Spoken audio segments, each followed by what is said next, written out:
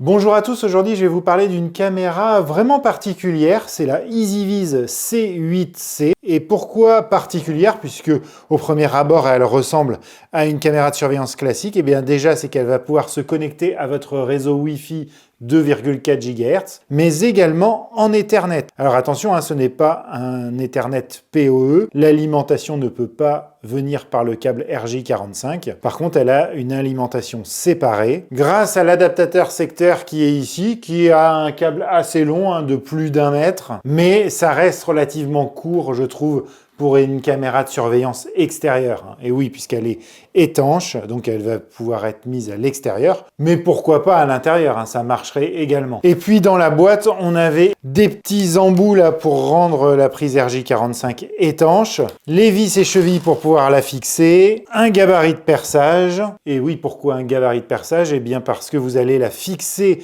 à votre mur ou à un plafond ou je sais pas trop quoi, en défaisant ce petit support là que vous allez accrocher et puis vous allez la clipser d'un simple geste comme ça sur votre mur. On va faire le tour très rapidement, mais sachez déjà qu'elle ne vaut que 79 €, c'est plutôt pas cher pour une caméra EasyViz. Et elle a l'avantage de filmer en 3K grâce à son objectif qui ouvre en 1.6. Elle va être motorisée, rotative, donc elle va avoir la possibilité de suivre les mouvements. Elle va tourner à 250 degrés dans le sens horizontal et 60 degrés dans le sens vertical.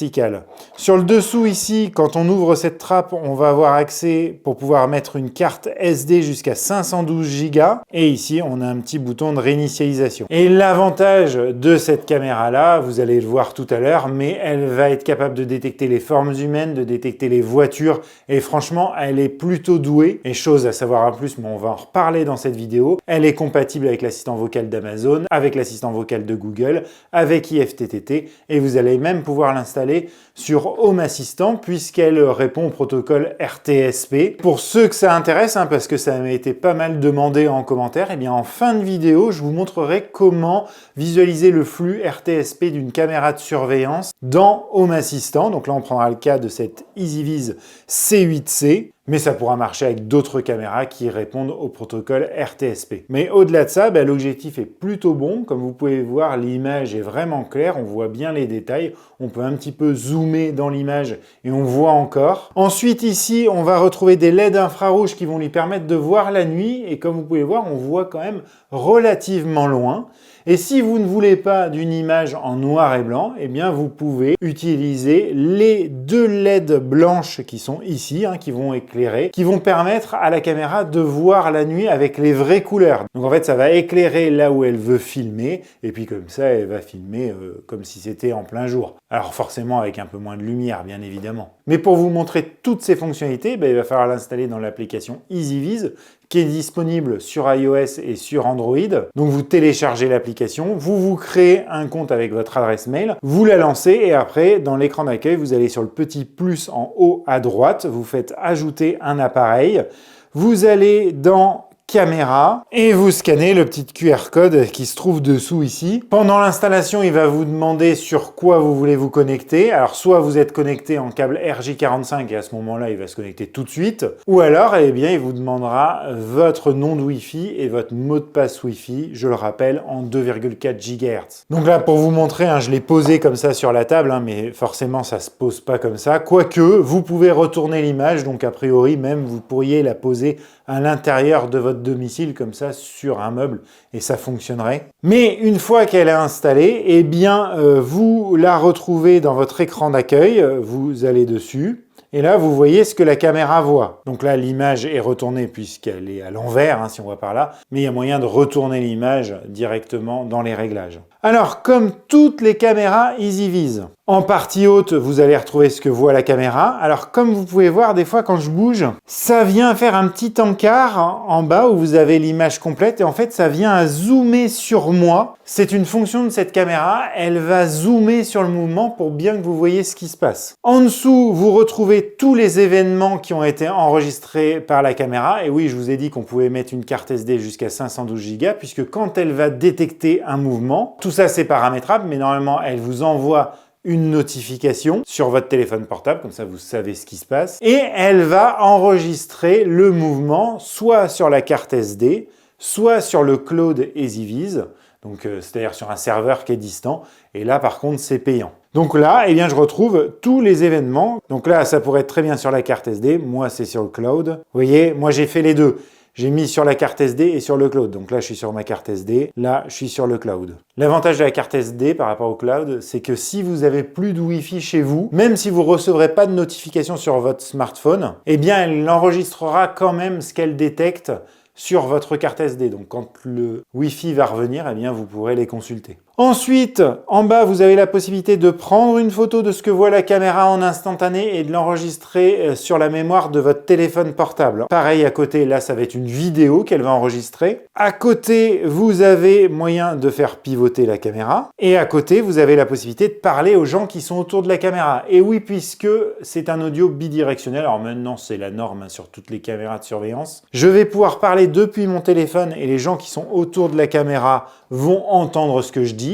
Et moi, je vais entendre ce que les gens disent autour de la caméra, sur mon téléphone. Donc je vais vous faire écouter le son du haut-parleur de la caméra qui se trouve derrière. Et voilà, là je parle depuis mon téléphone portable et vous entendez le son qui est restitué par la caméra et il est franchement plutôt bon. Ensuite, vous avez le changement de définition. Alors sachez qu'il faut être en Quad HD pour avoir la fonction de zoom dans l'image, puisque c'est un zoom numérique. Et puis après, vous pouvez mettre la caméra en veille. Donc là, si vous la passez en veille comme ça, eh bien on ne peut pas accéder à l'image que filme la caméra. Vous avez la possibilité de prendre une image à 360 degrés.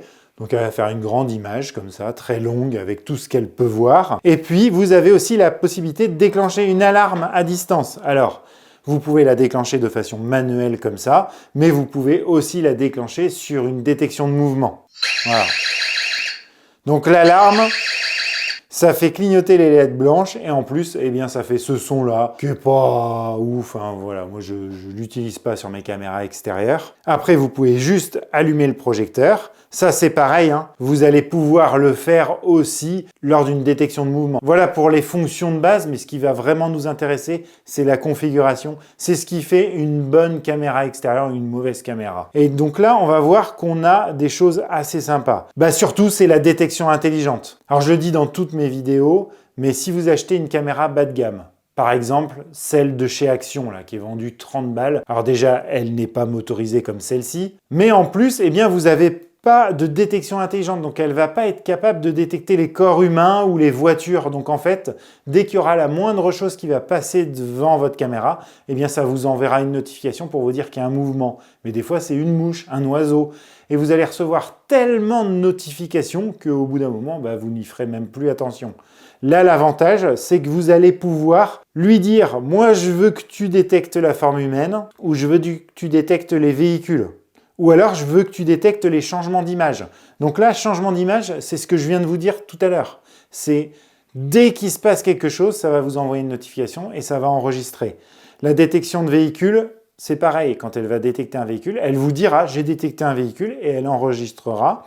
Et la détection de forme humaine, elle est capable de détecter si c'est un humain qui passe devant elle. Alors, ce qu'il faut savoir, c'est qu'elle va détecter tout ce qui se passe. Mais vous serez au courant que de ce que vous avez sélectionné ici. Et donc, elle va enregistrer tout ce qui se passe devant elle. Et alors, ça marche super bien. Je vais vous montrer des exemples tout à l'heure. Notification par message, eh bien, c'est les notifications que vous allez recevoir. Vous pouvez faire un plan de notification en disant, moi, je veux être alerté que la nuit, par exemple, et puis pas le jour. Enfin, c'est à vous de voir. Ici, vous réglez les paramètres audio, mais en fait, vous n'allez pas le faire parce que d'origine, elle est très bien réglée. Vous avez les paramètres de l'image ici. Vous pouvez dire, moi, la nuit, je veux voir en noir et blanc, donc qu'avec les LED infrarouges, et que les LED blanches ne s'allument pas. Ou alors, eh bien, je veux que ça allume mes lumières blanches et comme ça, je vois avec les vraies couleurs. Vous pouvez choisir l'intensité de la lumière, si elle est plus vers le froid ou plus vers le chaud. Et vous pouvez retourner l'image. C'est là que je suis passé tout à l'heure pour que vous voyez dans le bon sens malgré qu'elle soit à l'envers. Après, vous pouvez régler le PTZ. Donc ça, c'est assez sympa puisque vous allez pouvoir personnaliser une préposition. C'est-à-dire lui dire, moi je veux qu'en priorité, par exemple, tu filmes mon portail. Parce que ce qui se passe avec une caméra, c'est qu'elle va capter quelqu'un qui rentre par le portail, elle va le suivre, et puis une fois qu'il ne sera plus dans son champ de vision, alors EasyViz, elle se recalibre tout le temps, et après elle va reprendre sa position initiale, celle que vous aurez définie auparavant. Donc ça, c'est quand même assez sympa. Donc voilà les principales fonctionnalités. Et comme je vous ai dit, eh bien, ça marche super bien.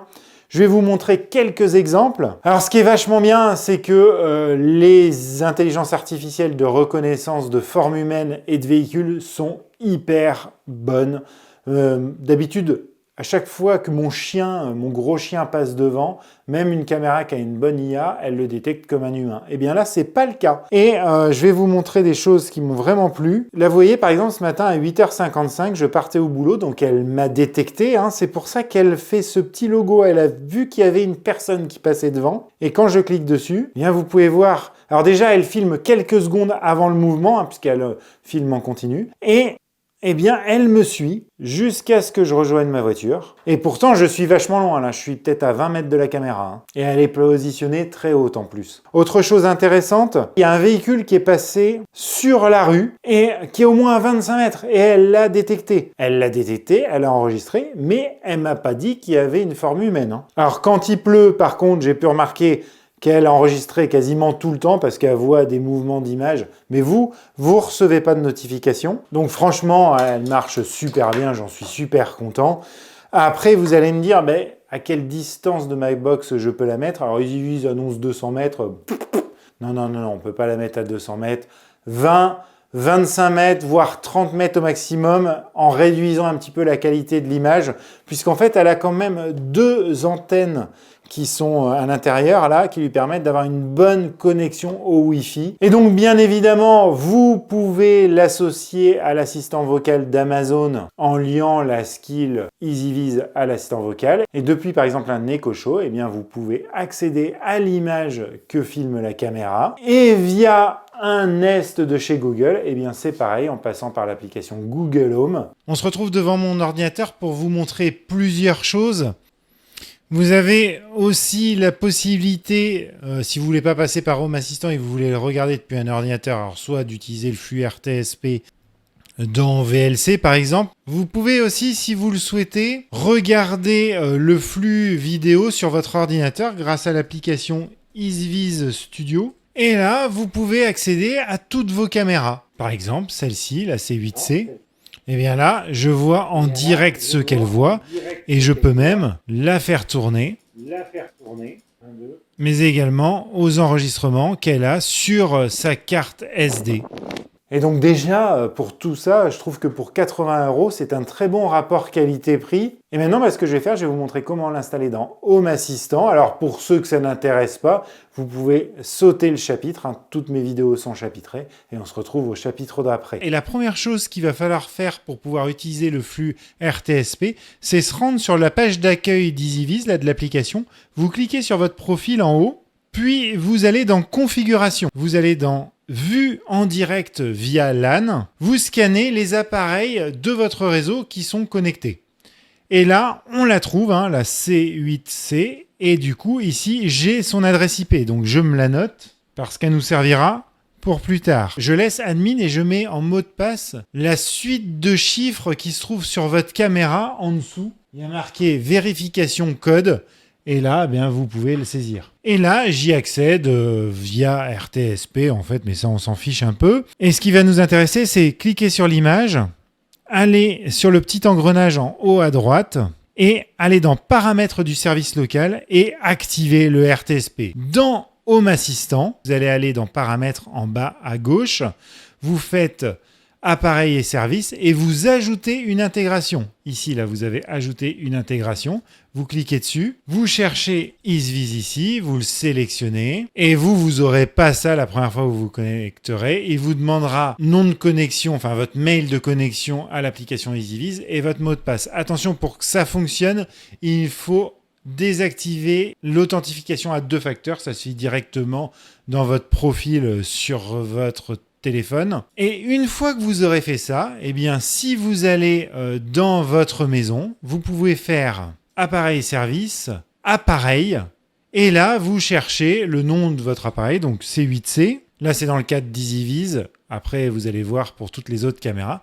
Vous cliquez dessus et là vous voyez tout ce que vous pouvez rajouter. Donc là c'est des tuiles qui sont déjà toutes prêtes avec les derniers événements qu'il y a eu. Mais après, vous pouvez vous les créer vous-même, hein, bien évidemment, en allant ici dans Home par exemple, vous ajoutez une carte, vous faites par entité, vous cherchez C8C et là, eh bien, vous retrouvez tout ça. L'allumage et l'extinction de la lumière, l'allumage et l'extinction de l'alarme, le suivi de mouvement, l'activer ou pas. Voilà, vous avez tout un tas de choses. Vous pouvez aussi mettre la dernière image détectée lors de la dernière détection de mouvement. Vous faites continuer, ça vous crée une petite tuile comme ça, et vous ajoutez au tableau de bord. Et là, déjà, vous pouvez faire plusieurs choses. Là, par exemple, hop, j'allume la lumière, je ne sais pas si vous le voyez sur le côté là. Donc ça marche impeccable et là vous avez l'image de la dernière détection de mouvement. Donc ça c'est plutôt cool, mais par contre de cette manière-là, vous ne pouvez pas afficher la caméra en temps réel. Donc si vous voulez vous faire une petite tuile pour afficher la caméra en temps réel, eh bien c'est très simple, vous retournez dans Paramètres, vous allez dans Appareil et services. Alors moi je l'ai déjà configuré, mais vous allez chercher ici dans Ajouter une intégration, vous cherchez Générique caméra. Vous la sélectionnez et là, vous allez mettre l'URL de la source du flux. Donc c'est très simple, hein. Vous tapez RTSP, // vous tapez votre IP derrière que vous avez noté tout à l'heure, vous faites un petit slash derrière et vous saisissez. Alors dans le cas d'EasyViz, si vous avez une autre marque, cherchez sur internet, vous trouverez ce qu'il faut mettre après, hein. Et moi, il faut que je mette H264, le tiré du bas, stream. Et puis après, vous la retrouvez là, entité, vous voyez, on la retrouve ici, ma caméra, elle est là. Et vous voyez que là, directement en cliquant dessus, eh bien, je peux accéder au flux de celle-ci. Donc il ne me reste plus qu'à retourner sur mon écran Home Assistant. J'ajoute une carte, je peux chercher par entité. Je cherche mon adresse IP, parce que moi je ne l'avais pas changé de nom, mais on peut faire autre chose. Et là, on la retrouve ici. Et là, eh bien, je peux l'ajouter au tableau de bord. Et comme vous pouvez le voir, Home Assistant vous envoie une image prise par votre caméra en temps réel, mais toutes les 10 secondes. C'est comme ça avec Home Assistant. On ne va pas rentrer dans le détail. Déjà, ça vous permet de voir ce qui se passe devant votre caméra. Si vous voulez avoir une image plus régulière et vraiment un stream continu, il va falloir passer par GoToRTC. C'est plus compliqué. Déjà, si vous en êtes là, c'est déjà pas mal. Et comme vous avez pu le voir, eh bien, c'est une caméra qui coche pas mal de cases. Une très bonne intelligence artificielle qui lui permet de bien discerner quel mouvement il se passe devant elle. Un prix qui est quand même relativement contenu pour tout ce qu'elle offre. Le protocole RTSP qui lui permet quand même pas mal d'intégration. Après, pour ceux qui connaissent, c'est quand même dommage qu'elle ne soit pas on-vif. On peut quand même lui reprocher de ne pas avoir de batterie intégrée et qu'il va falloir absolument qu'elle soit branchée au courant en continu. Ce qui fait que quand il n'y a plus de courant chez vous, il n'y a plus de surveillance. Si la caméra vous intéresse, de toute façon, vous retrouvez les liens en description de la vidéo comme à chaque fois. Merci d'avoir regardé la vidéo jusqu'au bout et je vous dis à très bientôt sur InTech. Allez, ciao!